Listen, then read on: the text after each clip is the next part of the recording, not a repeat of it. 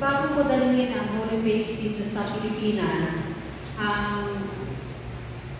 ang napikwan ako ay parang nakikipag-communicate na sa Manopedo during that time, na sabi kasi ng isang taga rito na isa sa mga paraan kung paano dadalhin si Holy Face sa Pilipinas ay mga sa ating family ko ay meron po silang taga rito po sila actually. Ngayon po sila sa Manopedo sa Amerika, parang sila nga po yung parang way para dalhin ang banal na mukha ni Jesus dito po sa ating dito po sa Pilipinas. Nagkakaroon na po kami ng 2,000. Actually, nagkakaroon po kami, nag-distribution po kami sa ating mahal na ina ng 2,000 luminaries bawat buwan bago pa po natin dito sa Pilipinas. Dahil ang sabi nga po, kung sakalit pumayag ang caretaker ng Manopedo, hindi lang po sa Manila o kaya sa ibang lugar dadalhin ang Holy Face replika ng banal na mukha, kundi baka mailalaw din po dito. Kaya po, puspusan ang aming pananalangin during the time sa pangunguna ni Father Christian din, at saka ng mga pamunuan ng parokya ng Immaculada Conception. Talagang kinukulit din po namin si Mama Mary noon na sana nga ay mapansin niya ang pikwan at dalhin po dito. At nung nandito na nga po ang replika na dinala po sa Manila, sa Tagaytay, dinala din po doon. Pero mostly po sa Manila dinala, sa Fort Park pa nga daw po dinala. Kaya yung time na dadalhin po, nag-decide si Father Gochinelli na dalhin sa Nueva Ecija ang replika, doon po nagkaroon na ng puspusan na paghahanda. So, paano namin i-welcome ang isang napaka-special na replika na ito na ang Panginoon natin, Jesus, paano natin siya i-welcome sa Napikwan? Ito yung isang payak lamang na lugar na talagang hindi po lang po maipagmamalaki kong baga. Pero doon po ma-overwhelm ka sa kung paano gumalaw ang Diyos. Nung sabi po na dadalhin na dito sa Napikwan, idadalo lang po ang replika sa Napikwan. Pero nung makita po ng caretaker na si Father Gochinelli, magmula po sa Tiplex, kung paano sinalubong ng mga tao, paano po naganda ang mga tao sa pagdating niya, na ano po siya, na-touch. Na-overwhelm po siya. Kasi nakita po niya, may mga kasi po naman na nakakita doon, ang daming mga kulig-kulig na naghihintay sa kanya, aside pa doon sa mga tao, na talagang nandun na nagtyaga na maghintay doon po sa Tiplex.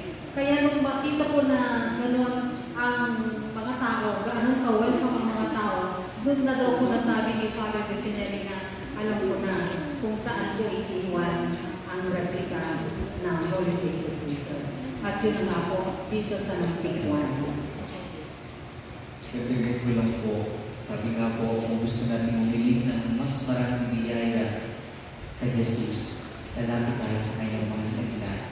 At yung 2,000 Marys na po ngayon, na sinaga ng mga parokyan ng Immaculada, hanggang sa nag-grant po yung dito ilaga ang Pilgrim Image, na magpakita ngayon, every Friday, first Friday, dinarasal ka rin sapagkat yun po yung nagiging namin na kapag nananalangin po tayo ng kapag, iyan ang pagkakaroon ng Diyos, yung biyayang iyon. Gusto ko lang pong bigyan ng highlight doon kasi 9 years ago, yung Paris Christian Municipality Christian, which is siya ang talagang ang naging ulo kasama sila, ang Galilean Alsat and the rest of the group, kung paano nakilala si Holy Face. Kasi mas nakilala mo, hindi lamang po yung parokya, mas nakilala po yung bayan. Sabi ko nga po, ang bayan ng Napikwan ay isa lamang sa pinakamaliit na bayan sa probinsya ng Nueva Ecija. But because of that arrival at improvement dito sa Holy Face sa parish, doon mas nagkaroon na lumakas ang pananampalataya, mas maraming mga deboto at mga pilgrims ang dumalaw po dito. galing sa iba't ibang mga lugar. Makikita po natin yung galaw ng Pilgrim Image. Actually, siya po ay kauna-unahan sa Asia na nailabas tanging sa Italia. Nung nailabas po siya para lang dumalaw dito sa Pilipinas, we are privileged and are blessed na sa Nagpikwan at sa parokya ng Mahalay ng Immaculada, inilaga ang Pilgrim Image na ito. Itong image po na ito na nasa side, yan po yung dinala nila at yan po yung 9 years na nasa amin at pa 10 year na yung nasa salamin. At naniniwala po kami na dahil po dyan, mas lumakas ang pananampalataya ng mga taga ng Pikwan. At gayon din, hindi lamang po mga taga ng Pikwan, kundi yung mga neighboring probinsya at mga nasa ibang lugar as far as Mindanao, Visayas, nakakarating po dito para po mamisa at makapanalangin sa Pilgrim Image of the Holy Face of Jesus. Marami po mga naging daan ng mga tao kung paano po narating po ng Holy Face ang 10 year. At syempre, dahil po sa paglalakbay po na yun, nung na-assign po dito si Father Richard, mas lalo po nabigyan ng pagkakataon na ma-promote po ang devotion to the Holy Face of Jesus. That's why, na-introduce po yung Tuesday Devotion, na-introduce po yung samahan ng mga kalalakihan, na-introduce po yung samahan ng mga kababaihan. Yung mga kababaihan, sila po yung tagapagdasal. Yung mga kalalakihan, sila po yung nangangalaga mismo sa Pilgrim Image of the Holy Face of Jesus. Tayo po na nangarap na sa promotion natin po na ito, mas lumagana po siya, hindi lamang sa Nagpikwan, kundi sa iba pa pong lugar. Yun po. Si Sir Kuya Bernie naman po, ang kanya naman pong iba bahagi ay kanyang karanasan tungkol kay Holy Face on behalf of the servants of the Holy Face of Jesus. Magandang umaga po sa ating lahat. Ako si Bernie Gamoy.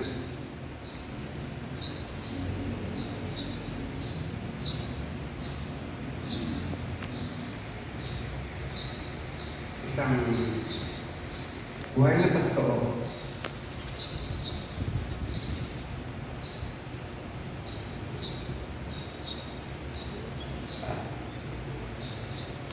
Sa akin, ibabahay ko ang pagkakasal. Dahil year 2014, 2016,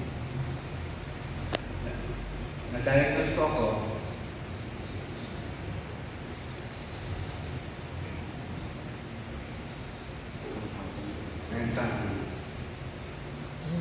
cancer. Ito sa may nasopharyngeal cancer. That time po na-diagnose ako ng basta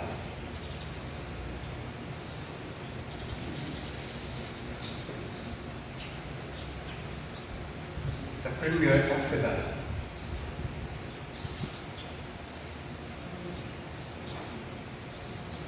Stage, ano na ho yung cancer niya?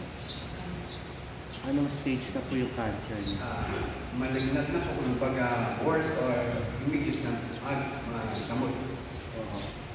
Ano ang sabi ng doktor sa inyo? Sabi ko sa akin, as soon as possible, kaya lang, kailangan simulan ang gamutan. Galing po ako na sa St. Luke, galing ng kapatid ko. Ni-refer po kami dun sa Premier sa Cabanatuan. Dahil nagkakalipukan daw kami, parang hindi na parang mahirapan. Dahil ang gagawin po dun sa St. Luke, ay gawin po ang gagawin sa Premier. Nung mag-diagnose po ako, parang umagsak ang aking mundo.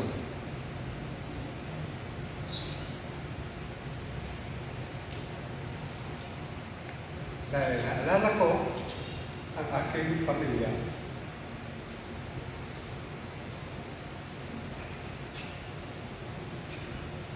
Ako po may apat na anak.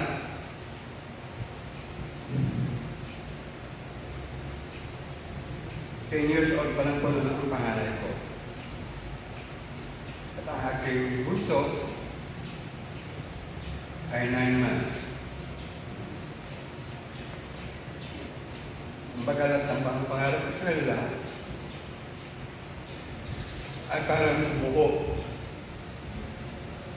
Nang malaman ko ay may cancer.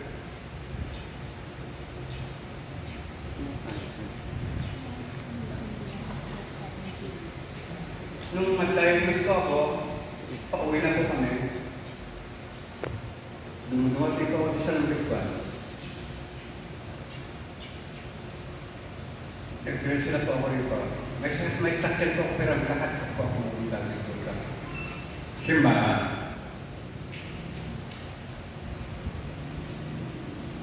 Sa kibisilim na mag-aagaw din, mga 6 pas ng gabi. Pasara na po ang simbahan. Nakapatay na po lang ng ilaw.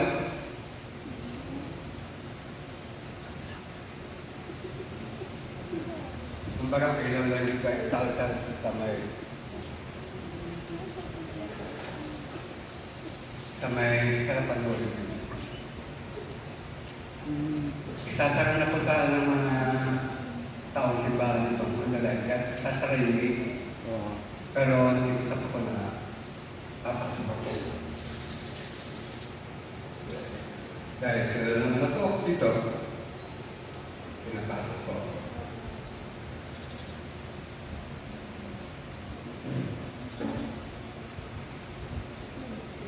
Bakit po dito kayo pumunta? Alam niyo ba? Walang lumapit ako kay Willis. Nagpatari pa ako sa kanyang harapan. Nakipag-heart to heart talk ako sa kanya. Sabi ko, Lord, hindi po pala sa akin ang hihilihin ko, kundi para sa aking pamilya.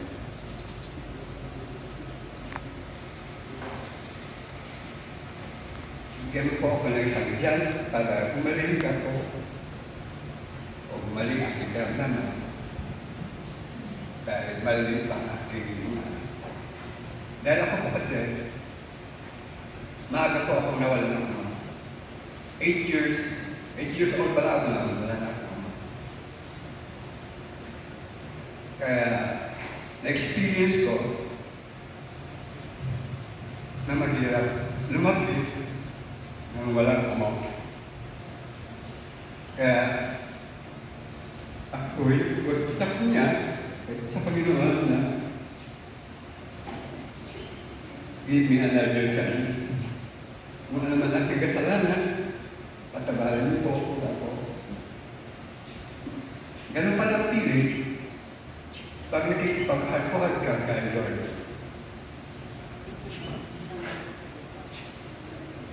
Yung wala kang iiwan, kaya yung sarili ko din, lahat ibibigyan mo sa kanya. At walang imposible sa kanya. Wala po akong sapat na pera noon, kung paano magpapagamot ako ng simulan na. Dahil ginawasan ko ako na ginawalan ko ng quotation yung magpapagamot ko, alam sila itong talaga kung kailangan. May konti po akong pera at may mga alaga akong hayong paka o paalaga. Inibenta ko lahat yun, pero kulang pa rin po. Andun po yung mga kapatid ko, tulong-tulong, araw at anak, 10 ng mga pamilya ko dito sa simbahan ng mga PY. Dahil since nung nandito pumunta si Holy Faith, isa na po ako naging servant sa Holy Faith of Jesus. Katunayan ako po isang honor card nung sunduin ko namin sa executive life sa Holy Faith. Yun nga po, nung pag-work na ko, every moment, pagsasalan ko sa gamutan dahil pinagsabay ko ang radiation at chemo. Dahil sabi nga ng doktor, kailangan agaran o mga para makatulong mga gamutan na kailangan. Every moment po, ako'y nakasalang sa registration sa kemo. Walang nasa isip ko kundi ang jolly face of si Manuel. Kaya, laking blessing po para sa atin na ako'y napunta si Holy Face dito. Dahil isa po ako sa naka-receive ng napakalaking blessing. Nung nasa kabutan ko ako talagang lupay-pay na po ako, pero hindi pa ako nawala ng pag-asa. Jolly Face lang yung aking lakas sa lahat ng bagay. Hanggang ngayon po, ay nandiyan pa rin sa nagkumagabay at nagbibigay lahat ng mga biyaya na ating hiningin or pinag-pray sa Kanya ay nakakamit po. Kailan po kayo gumaling? Nawala na. Almost 1 year po, 2016 po ako na Karoon. para-receive ng promote. At hanggang December po ng taon 2016 po ako nagpa-promote. Cancer-free na po ngayon. Sa ngayon po, nung lumakas pa ako doon, cancer-free. Until now po, I hope na tuloy-tuloy na po ito. At tuloy-tuloy po ako na miling kayo doon na sana. Hanggang sa mapalaki ko po ang aking mga anak. Bago man lang bawin ang buhay. Matagal pa po. Dahil pinapasahan niya, hanggang ako'y may buhay at takat, magsaserve po ako sa kanya. Kaya ito po ngayon, ito po sa servants of the Holy Spirit. Yun lang po, at maraming salamat. Thank you pa. From PCRH, ang tanong mo, gaano na ho, ilang taon na ho itong church? Gorgie po, Mark. Hindi itong church po, Father. Ito mismo. Curious na kasi ako yung nung dinala dito yung replica ng Holy Face, doon ba nagsimula na tinawag na The Shrine. The Shrine of Holy Face. Kasabay mo ba yun? 9 years na dito sa church dito? Or before po, andito na po yung simbahan, mas na-develop po siya na pinaganda 9 years ago, nagkaroon ng extension, itong retablo na paggawa, marami pong development dahil sa pagdami po ng deboto at mga pilgrims, nakita po namin pamamailangan dahil hindi yung makapagdasal po ng maayos, tahimik. At doon po nagkaroon, ito pong parokya po actually, ang isa sa parokya ng diocese na may malaki pong lote na very peaceful po because of yung ambience ng parokya. Pero yung structure po, mga 100 taon na po ito na nakatayo. 100 years na po ba? Paris po kasi siya Ito. Opo. Maliit lang po siya noon. Maliit lang po siya, pero hindi ko nawala ang pagiging parokya niya sapagkat at the same time, isa rin po siyang Shrine of the Holy Face of Jesus. Diocesan, dahil nasa lalay pa lang po siya ng diocese, and we are hoping, at yun po yung gusto ko namin ihingi ng tulong sa inyo, na sana time will come, maging national shrine siya. Hindi lamang siya sa aming diocese, kundi national, mas makilala sa Pilipinas and Asia na ito pong Shrine of the Holy Face of Jesus na ng Biguan ay maging national shrine. Kaya po, puspusan po yung aming pagdarasal every Tuesday sa aming Tuesday devotion. Part 1 ng devotion, mayroon pong misa, may anointing, at mayroon pong holy hour. And that is our part of prayer po talaga namin ay ma-promote para maging national shrine. At hindi lang po yun, structurally, mas palakihan, mas mapalaki pa yung simbahan dahil po every day, people come and go. At mas marami pa pong dumarating lalo pag weekends, pag season ng Lenten season, Advent season, and all. Every day po, marami pong taong pupunta po dito from different walks of life.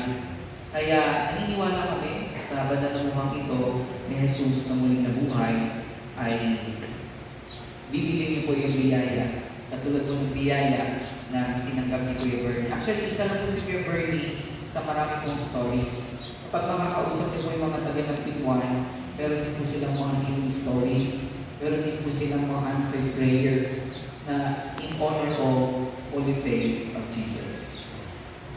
Father,